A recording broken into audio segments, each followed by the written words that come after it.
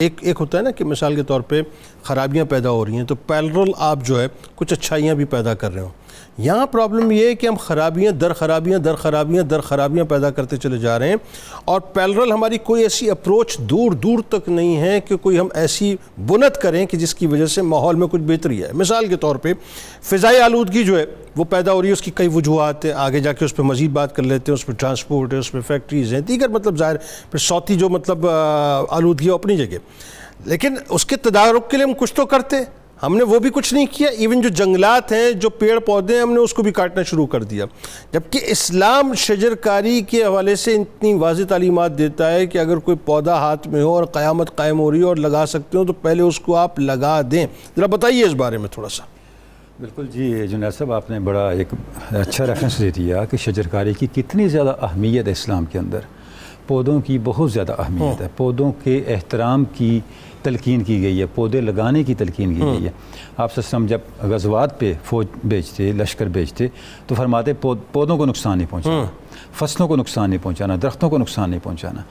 اور قرآن مجید نے تو فصلوں کو نقصان پہنچانا اور درختوں کو نقصان پہنچانے کو فساد فی الارض کا عنوان دیا ہے.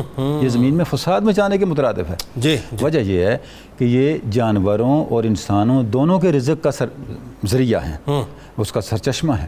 تو جب کسی سوسائٹی سے، کسی علاقے سے درخت کم ہوتے ہیں تو وہاں انسان بھی سفر کرتے ہیں اور جانور بھی سفر کرتے ہیں. اور پھر دیکھیں اگین وہ ماحولیاتی آلودگی پہ اس کا پھر تو ظاہر ہے وہ پھر ایز اے ہول سب کو افیکٹ کر رہا ہوتا ہے. پورے ماحول کے اندر بیلنس جو قدرت کا ایک اعتدال ہے، قدرت کا ایک توازن ہے، وہ توازن تو وہ برباد ہو جاتا ہے. آپ سے ارشاد فرمایا اگر کوئی درخت لگاتا ہے تو جب تک وہ درخت موجود رہتا ہے، اس کا پھل انسان کھاتے ہیں، پرندے کھاتے ہیں، تو اس کے لیے صدقہ جاریہ ہوتا ہے، اس کے اجر میں اضافے کا باعث ہوتا ہے. ٹھیک.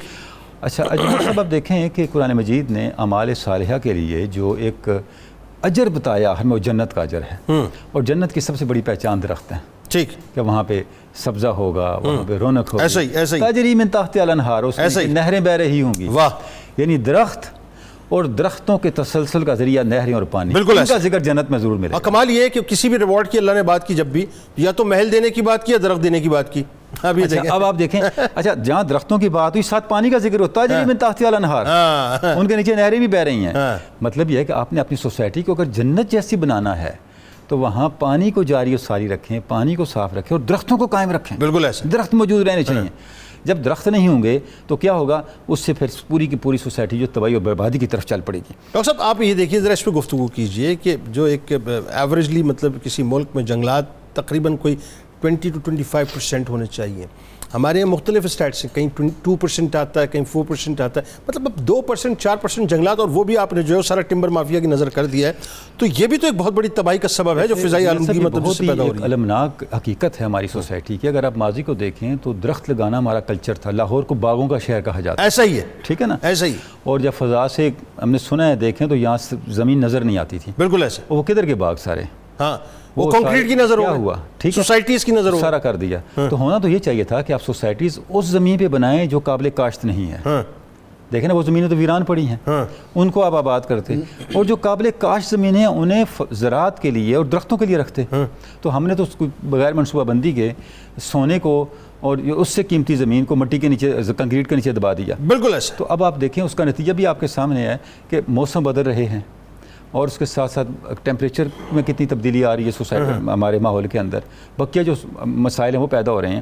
بہت سی فضائی آلودگی جو آپ کی ٹریفک کی وجہ سے اور ان سے پیدا ہو رہی ہے، اس کا علاج شاید درختوں کی کثرت تھی.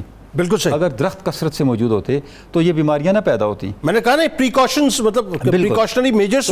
جس انداز سے پالوشن بڑھ رہی ہے، چاہیے یہ تھا کہ درخت موجود جو تھے ان میں اضافہ کیا جاتا. چاہیے جائے کہ ہم نے امیجیٹ بینیفٹ لینے کے لیے. اچھا وہ جو بات کر رہے تھے نا پروفیسر صاحب، بات یہ ہے کہ اس طرف توجہ بھی نہیں ہے. دیکھیں مائنڈ سیٹ بدل گیا نا. میں نے عرض کیا نا، ہم نے ہماری نظر امیجیٹ انٹرسٹ پہ ہے، کیونکہ یہ ایک شارٹ کٹ ہے to grab more and more and more money. تو اس شارٹ کٹ کے معاملے کو ہم نے اڈاپٹ کرتے ہوئے جو ایک طویل دورانیہ کی ہماری بقا کا راستہ تھا اس کو ہم نے آلودہ کر دیا. آپ ذرا اس کو ختم کر دیا. ایک تصور پیدا کیجئے، آپ کا میرا بچہ، آپ کے میرے گھر کا نوجوان لڑکا لڑکی، مطلب گھر والے جب باہر نکلتے ہیں تو ظاہر ایسا تو نہیں ہے نا کہ سبھی گاڑیوں میں، اے سی والی گاڑیوں میں بیٹھیں. بسز میں بھی ٹریول کرتے ہیں، رکشا میں بھی ٹریول کرتے ہیں. وہ پورا دن ٹریولنگ میں دھواں پھاکتے ہوئے جا رہے ہوتے ہیں وہ. اور آپ دیکھیے پھیپھڑوں کے امراض ہمارے یہاں بڑھتے اس لیے بڑھ رہے ہیں، اس لیے بڑھ رہے ہیں. ہاں. اور سب سے جو خطرناک بات ہے جنید صاحب، اب فیوچر آپ دیکھیں، یہ اس پہ ریسرچ بھی ہو رہی ہیں ہماری سوسائٹی میں، کہ آج سے 10 15 20 سال بعد یہاں پہ آپ کا جو ایڈیبل آئٹمز ہیں، جو زراعت سے حاصل ہونے والی خوراک ہے، اس کی صورتحال کیا ہوگی؟ یہ انتہائی خطرناک صورتحال ہے. پانی کی صورتحال، پانی نیچے جا رہا ہے، یعنی پانی کی سطح بہت نیچے ہو رہی ہے. آپ بالکل ایسا ہے. صاف پانی نایاب ہو رہا ہے.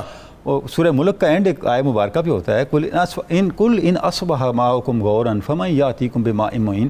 لوگوں اپنے اعمال پہ غور کرو، ایسا نہ ہو کہ تم صبح اٹھو اور تمہیں پاک صاف پانی نہ ملے اللہ تمہارے اعمال کی وجہ سے. اللہ اکبر. ہم اس طرف تو نہیں جا رہے. اللہ اکبر. اللہ دیکھیں قرآن مجید تو بک آف لائف ہے. واہ. ہم نے کیا کیا؟ استغفر اللہ العظیم، ایک چیز کو پکڑ کے باقی سب کا ستیہ ناش کر دیا. بالکل ایسا ہے. آپ سوچیں آج سے 20 25 سال بعد ہمارے بچے کھائیں گے کہاں سے؟ سانس کہاں لیں گے؟ سر 20 25 سال پہلے، بلکہ 10 سال پہلے، 15 سال پہلے یہ تھا کہ ہم پانی جو ہے اپنے ٹیپ میں سے پی لیتے. اب نہیں ہو سکتا. اب نہیں کر سکتے آپ. پاسبل نہیں ہے. اب پاسبل نہیں ہے. اب ٹیپ سے پانی لے کے صرف گلاس میں رکھ لیں، شام تک دیکھیں اس کا کیا اثر ہوتا ہے. کیا اثر ہو جاتا ہے. تو یہ وہ آپ کے صورتحال گردوں کا اثر ہوگا، ہاں. وہ آپ کے معدے کا اثر آپ افورڈ کر سکتے ہیں؟ بالکل ایسا ہے. نہیں ہو سکتا. تو اب تو یہ آلودگیاں اس سے آگے چلے گئی ہیں جناب صاحب. اب یہ آلودگیاں تو ہمارے دیہاتوں تک پہنچ گئی ہیں. جتنے ٹورسٹ سائٹ ہیں وہاں جا کے دیکھیں، وہاں پانی ہے آلودہ. بالکل. ریپروں کے ڈھیر، شاپروں کے ڈھیر. بالکل. غار حراب جائیں، راستے میں کیا ہوتا ہے. مطلب ہے کہ اب تو مقدس مقامات تک نہیں، ہماری ان رویوں سے نہیں بچے، محفوظ نہیں رہے. جو مقامات مقدسہ ہیں، یعنی ٹورسٹ سائٹ تو سائٹ پر رہ گئے، وہاں پر بھی یہی صورتحال آپ کو نظر آئے گی. ہمارے یہ رویے وہاں پہ بھی کھلے ہوئے نظر آتے ہیں. تو ہمیں اب بھی وقت ہے ہم 2-3 چیزیں کر لیں. ایک یہ جنید صاحب، دنیا میں گاربیج کو انرجی کے لیے استعمال کیا جاتا ہے. وہ ضائع شدہ چیز کو بھی ضائع نہیں کرتے. بالکل ایسا ہے. وہ گاربیج کو بھی چائنا کر رہا ہے نا، ڈسٹ بن کے حوالے نہیں کرتے، اس سے کوئی فائدے کی چیز بناتے ہیں. آپ دیکھیے آج تک سندھ میں ڈیسائیڈ نہیں ہو پایا اس سالڈ ویسٹ کو ہم مطلب ری یوٹیلائز کیسے کریں. آج تک مطلب وہ ڈیسائیڈ نہیں کر پایا. طریقہ کا میکینزم ہی نہیں بن پایا. دنیا بھر میں موجود ہیں. پاکستان میں ایسے لوگ موجود ہیں جو آپ کو ہیلپ آؤٹ کر سکتے ہیں. آپ انہیں موقع تو دیں. اچھا جنید صاحب، گزارش ہے، ایک تو یہ ہے کہ آپ گاربیج کو ختم کریں اس ملک سے، اس کو پازیٹیو یوز کرنے پہ لے کے آئیں. ایک تو یہ بات ہے. دوسری یہ بات ہے کہ قابل کاشت جو زمین ہے اس کے تحفظ کی بھی سے پلاننگ کریں. آپ اپنی پرائرٹیز کو ریوزٹ کریں، اور اس کے بعد جو سبزہ ہے اس کو ختم نہ کریں. یہ جو بات آپ کر رہے ہیں ویسے مثال تو نہیں دینی چاہیے، لیکن میں صرف سمجھانے کے لیے بات عرض کر رہا ہوں کہ وہ جرمن میں ابھی میں دیکھ رہا تھا کہ وہ انسانی جو مطلب یورین ہے اس کو وہ ری سائیکل کر کے اس کی شراب بنا کے بیچ رہے ہیں. وہ آپ اندازہ کیجئے ذرا کہ وہ انسانی یورین کو معاذ اللہ مطلب وہ دوبارہ شراب میں منتقل کر کے جو ہے وہ انسان کو بیچ رہے ہیں. اور ہمارے یہاں جو ہے وہ ہم سالڈ ویسٹ مٹیریل یا دیگر چیزوں کو جو ہے وہ انسان کی مطلب کسی خدمت کے لیے استعمال نہیں کر پا رہے ہیں. اللہ نے انسان کو عقل دی ہے. آپ عقل سے ہر شر سے خیر پیدا کر سکتے ہیں. انسان کو عقل اتنی بڑی نعمت اللہ نے دی ہے، بالکل ٹھیک، اور اسے استعمال نہیں کریں گے تو جیسے قرآن مجید نے کہا پھر ہر خیر بھی آپ کے لیے شر بن جائے گی. بالکل. جب عقل استعمال نہیں کریں گے تو پاک چیز بھی جو غلاظت بن جائے گی.